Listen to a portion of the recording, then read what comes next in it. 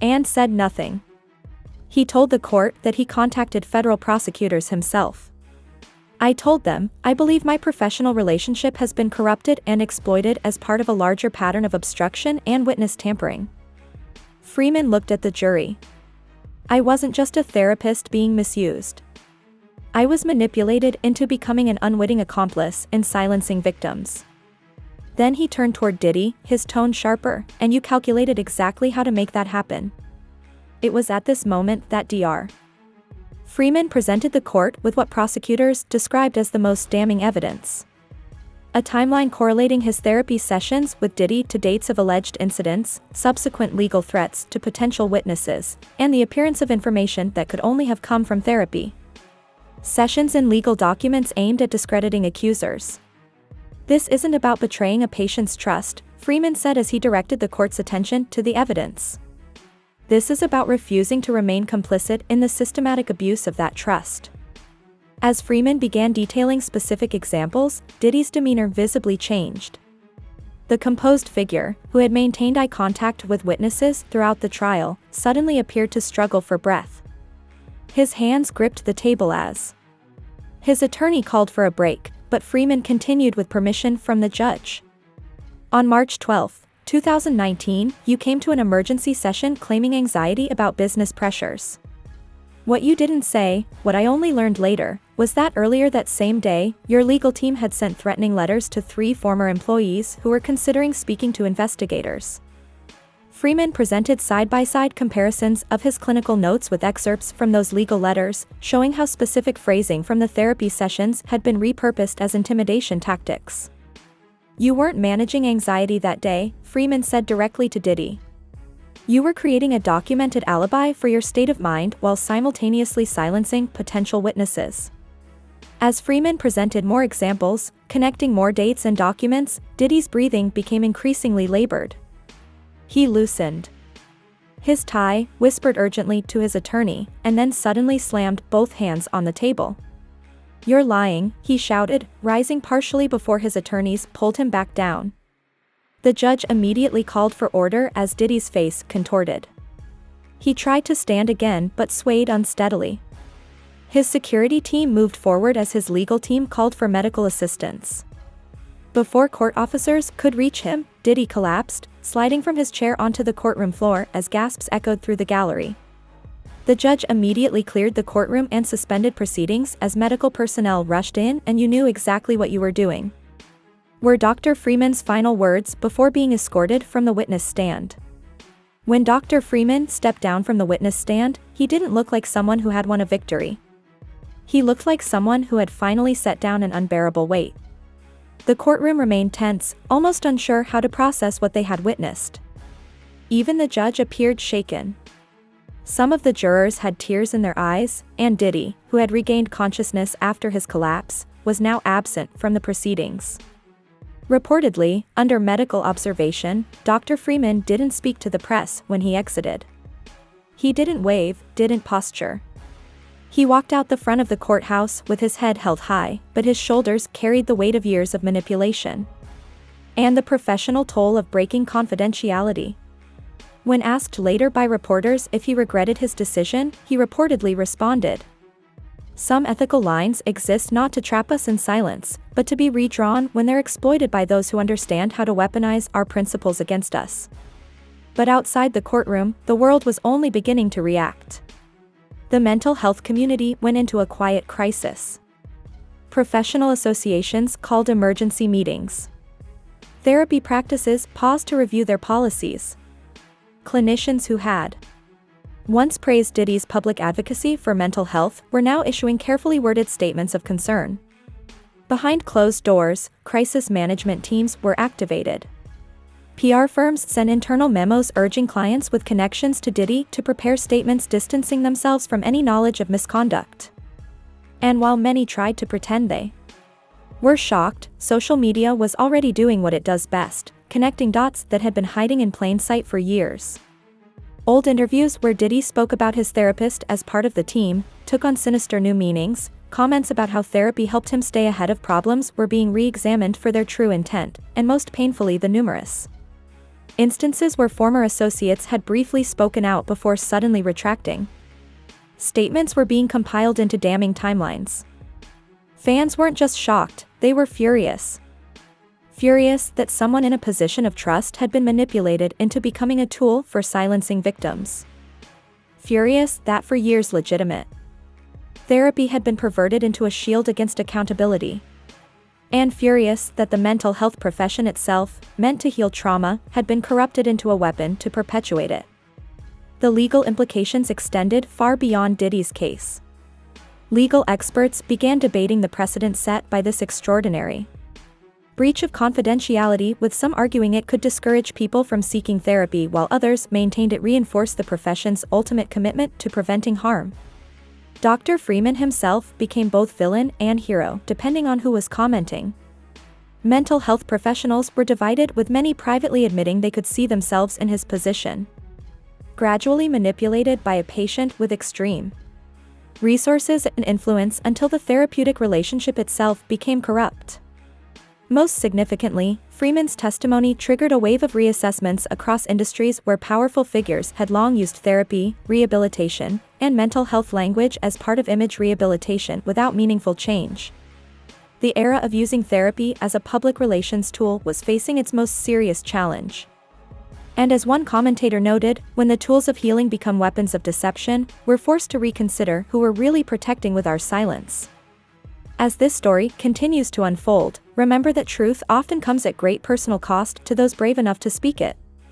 The systems that protect the powerful rely on our collective willingness to look away, to accept surface narratives, and to believe that institutions will police themselves. Dr. Freeman's testimony reminds us that sometimes the most ethical action isn't following the rules.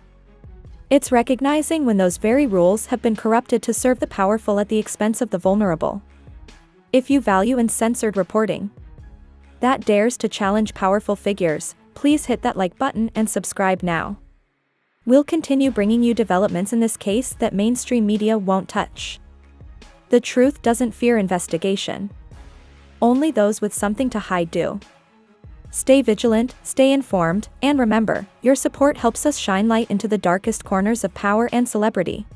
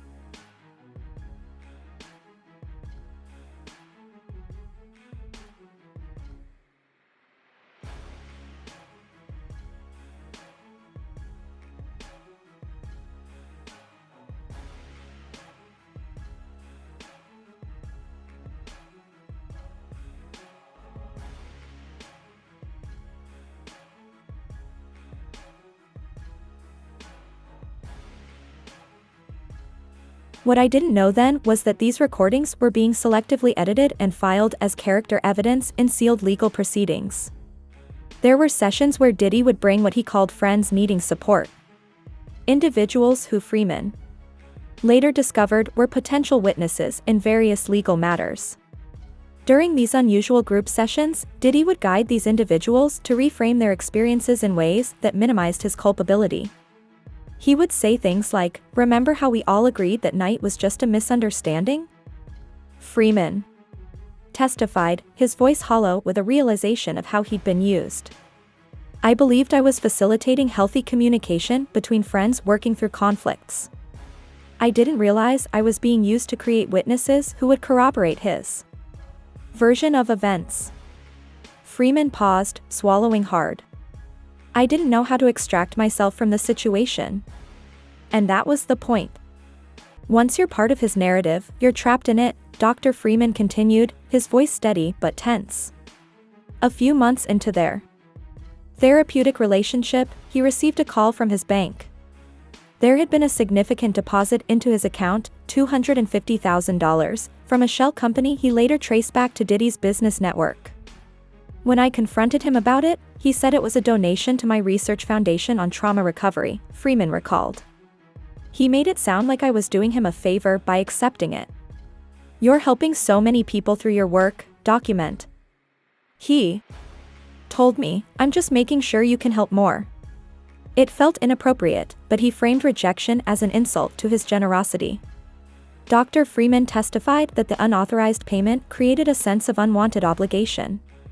Shortly afterward, Diddy's requests became more explicitly problematic, asking for session recordings for his personal growth, requesting written statements about his progress, and suggesting Freeman speak to other professionals about Diddy's commitment to change.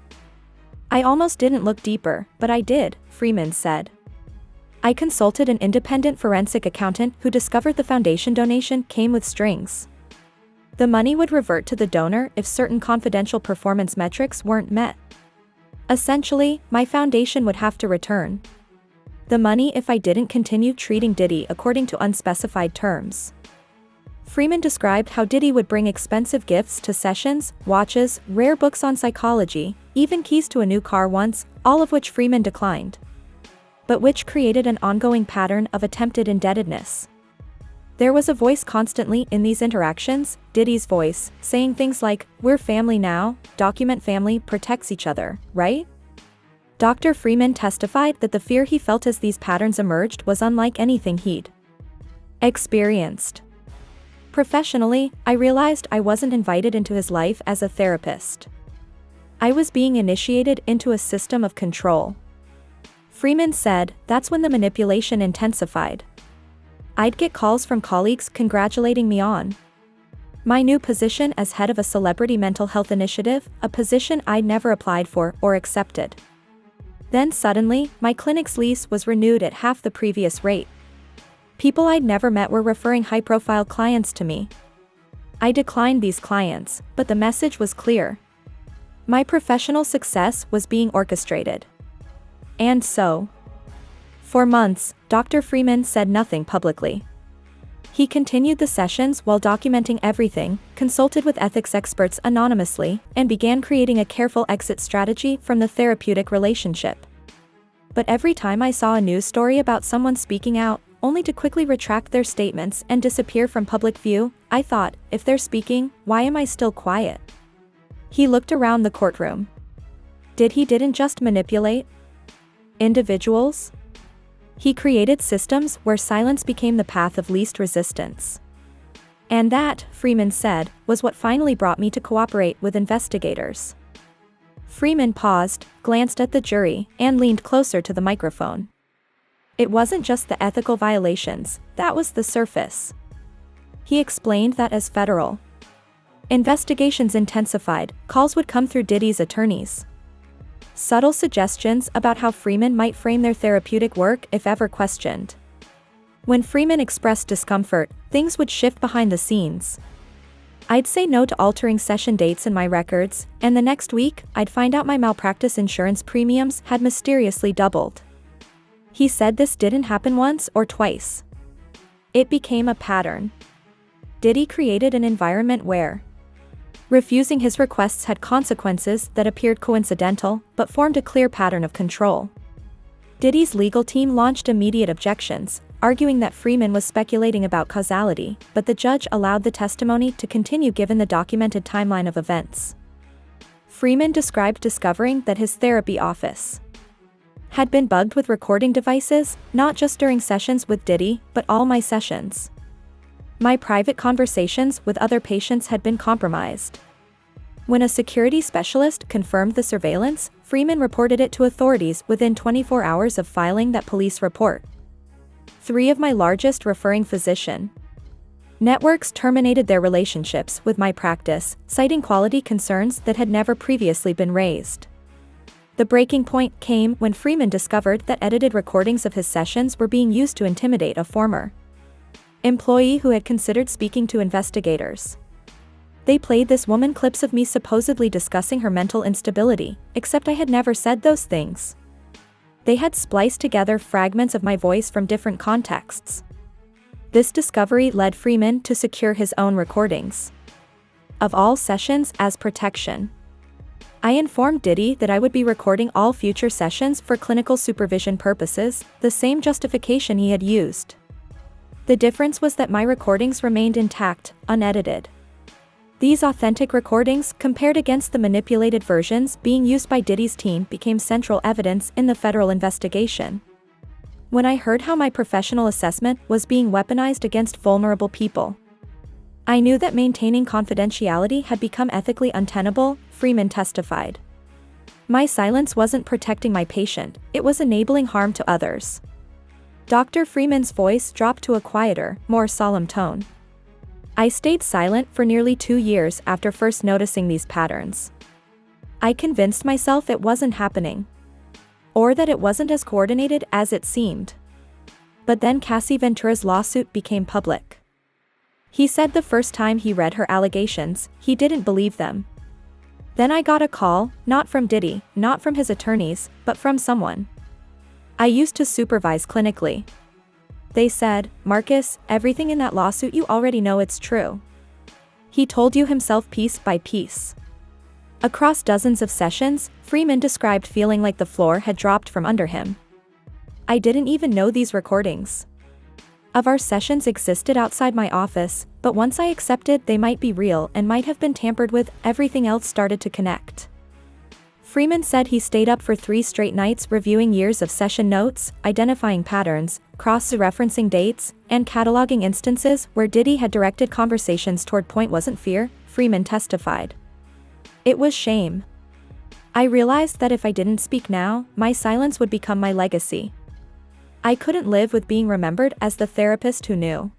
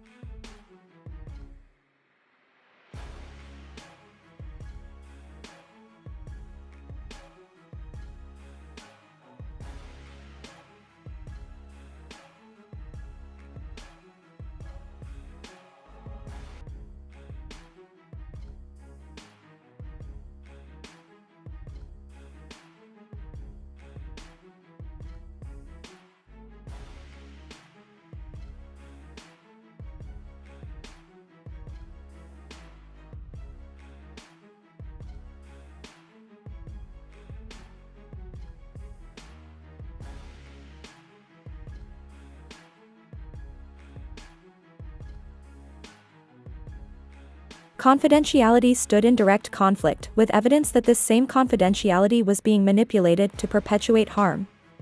As a mandated reporter, he had clear obligations when it came to potential harm to others. But the complexity of this situation fell into a gray area few therapists ever face.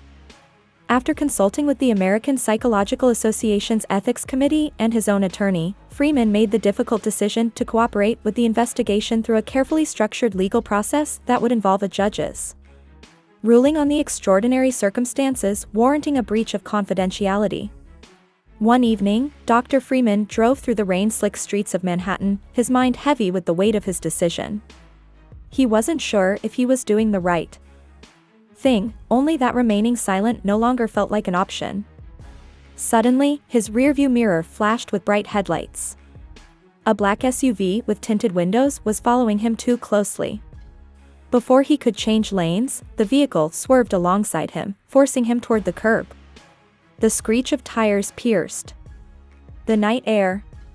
Metal scraped against concrete as Dr. Freeman fought to maintain control. His car spun halfway around, coming to a jarring stop against a fire hydrant. Water sprayed into the air as steam rose from his damaged vehicle. Through the cascade of water and the blur of his fogged windows, he saw the SUV pause momentarily. The driver's window lowered just enough for him to glimpse a familiar face. Not Diddy himself, but someone he had seen in Diddy's entourage at office visits. The man raised a finger to his lips in a silencing gesture before the window closed. And the vehicle disappeared into the night. The police documented the incident as a hit and run, but Dr. Freeman knew better.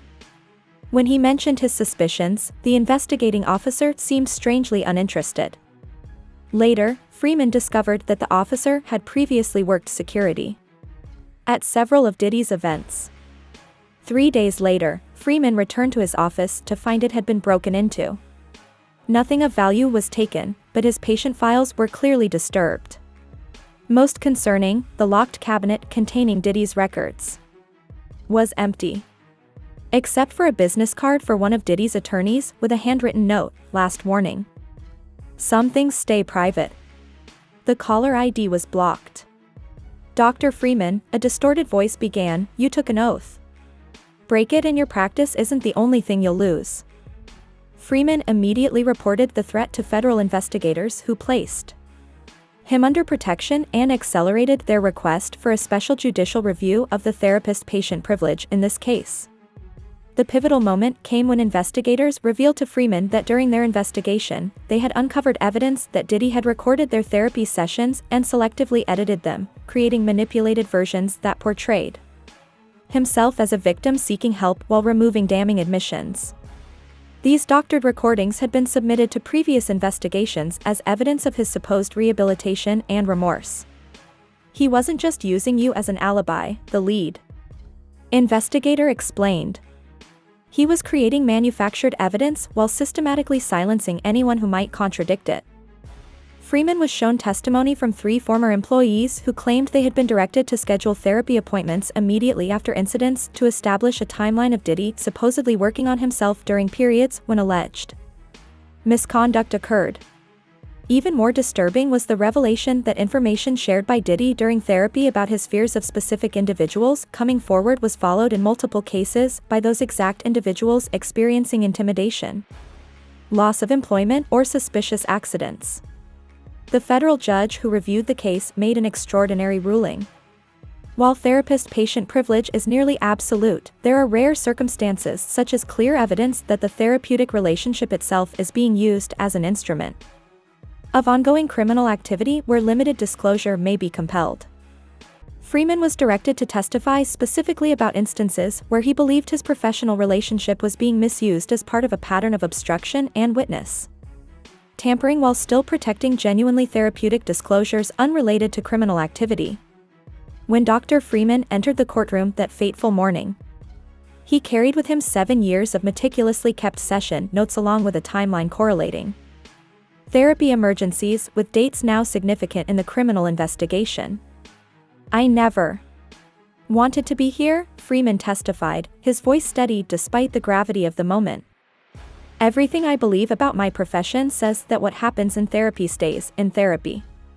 But when that sacred space is corrupted, when it's used not for healing, but as a tool to continue harming others, the purpose of confidentiality itself is perverted. Freeman revealed how Diddy would often arrive agitated, saying things like, "Something might come out about Friday night. If anyone asks you, remember, I was working through my issues that day." He described how Diddy would sometimes receive texts during sessions that would visibly unsettle him, after which he would pivot to creating elaborate discussions about his hypothetical responses to hypothetical accusations. He would say hypothetically, "If someone accused me of this, my emotional response would be genuine shock and hurt," Freeman testified. Then he would rehearse responses, asking me to note his appropriate emotional reactions in my session. Notes: the most damning testimony came when Freeman described discovering that information he had documented about Diddy's supposed progress was being used in legal letters to intimidate potential witnesses. "I realized that details only shared in our session's specific words. Phrasing I had used in my notes were appearing in cis and desist letters sent to individuals who had never been publicly connected to any allegations." Freeman testified. "The only way those details could have been accessed was if my private therapeutic notes had somehow been obtained and repurposed as ammunition." Dr. Freeman explained how he had followed Diddy's request to document what the music mogul called his journey toward accountability through carefully staged therapy breakthroughs, thinking he was helping a patient genuinely seeking change. "There were people in the waiting room I'd never seen before," Freeman testified. "Some had recording equipment they claimed was for Diddy's documentary about mental health advocacy.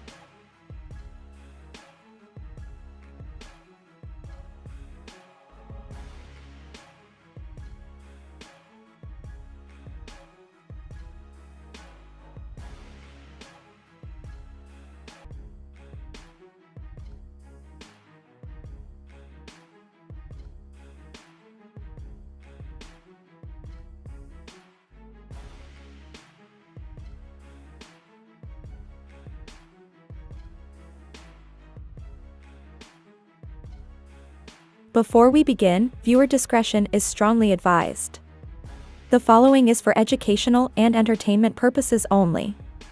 This is the verbatim courtroom testimony from Sean Diddy Combs in Diddy's private therapy sessions that caused him to physically collapse when his own therapist took the witness stand. Why did Dr. Marcus Freeman break his sacred oath of patient confidentiality that left even hardened court officers stunned into silence? In a Manhattan federal courtroom where Sean Diddy Combs faces serious criminal charges, Dr. Marcus Freeman made an unexpected entrance not as a medical professional respecting doctor-patient privilege, but as a federal witness armed with session notes, recorded conversations, and evidence of what he called disturbing confessions made during therapy. And then a bombshell. Hours of unfiltered raw therapy sessions had been turned over to prosecutors. Was Diddy a victim of betrayal? Or was his therapist's decision to speak the final act of someone who could no longer stay silent about what he had heard? Dr. Freeman didn't speak through emotion. He spoke through documented evidence. And that evidence was enough to make Diddy slam his hands on the table, sway unsteadily, and then physically collapse while his attorneys desperately called for medical assistance.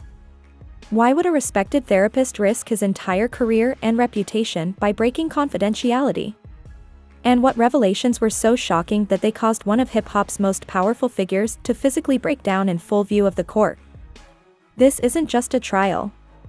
It's a clash between professional ethics and moral obligation, between one doctor who believed the public deserved to know the truth and a music mogul who trusted the sanctity of the therapy room.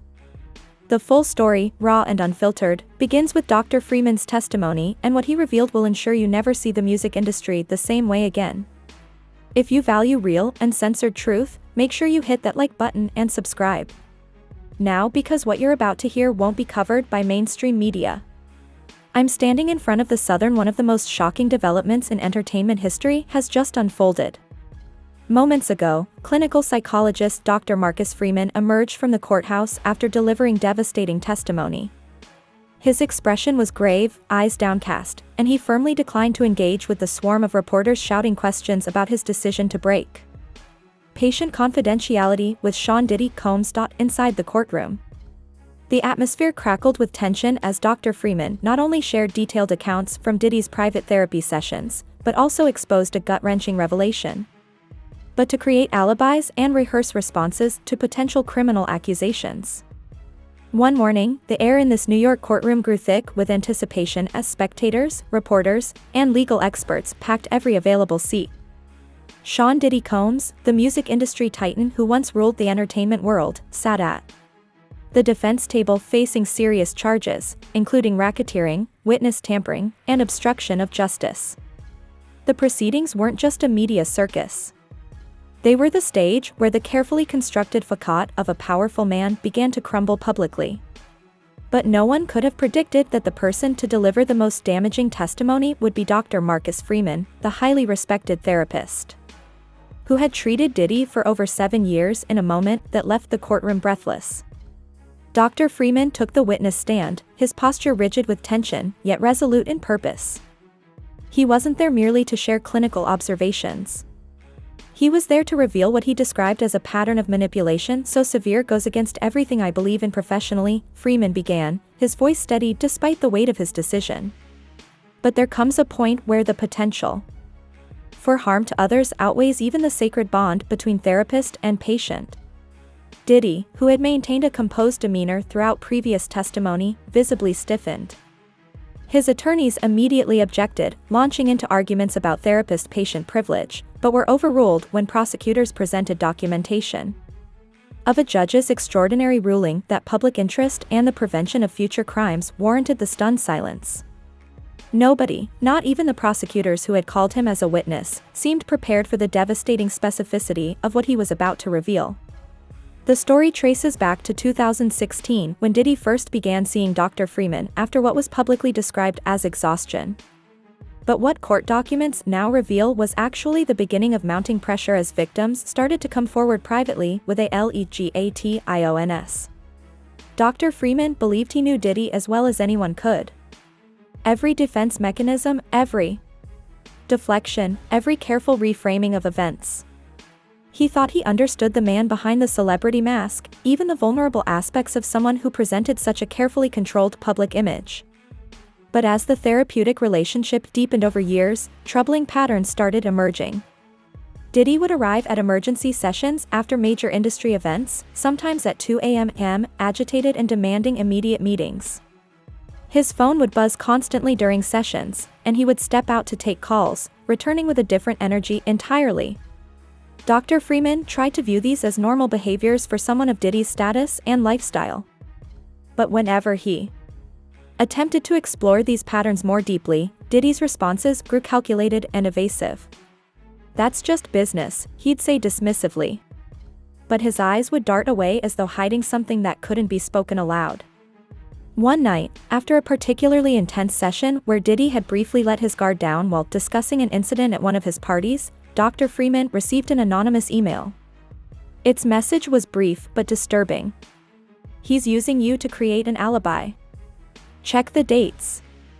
With growing unease, Dr. Freeman reviewed his session notes and realized that many emergency appointments had occurred immediately after dates that would his heart pounded as the implications became clear.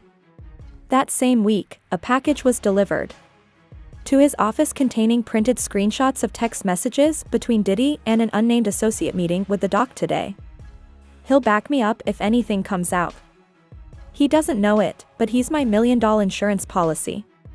Alarm surged through Dr. Freeman like an electric current. He began discreetly documenting inconsistencies in Diddy's accounts, noting how stories about the same events would change subtly between sessions. Once he heard Diddy on the phone outside his office saying, "Don't worry, I'm handling the narrative. My therapist is building my case." Without even knowing it, Dr. Freeman started noticing other concerning patterns. How Diddy would record their sessions with permission, claiming it helped him process how he would specifically ask Freeman to repeat certain statements back to him about his character and mental state, and how he would request written summaries of sessions that portrayed him as working through trauma. Once Freeman heard what sounded like a click beneath his office desk, but when he mentioned it, Diddy laughed it off as the building's old heating system. Later, an office sweep revealed sophisticated recording devices hidden throughout his therapy room. Suspicion gnawed at Freeman's professional judgment. Yet, he tried to maintain therapeutic neutrality while quietly documenting everything. The turning point came when Freeman was contacted by federal investigators who revealed they had evidence that Diddy had been systematically using therapy sessions to create a documented history of seeking help, showing remorse, and establishing alibis, all while continuing the very behaviors he claimed to be addressing. "We have reason to believe your professional relationship is being exploited as part of a larger pattern of obstruction," the agent told him. Dr. Freeman refused to discuss any aspect of Diddy's treatment, standing firmly behind doctor-patient confidentiality.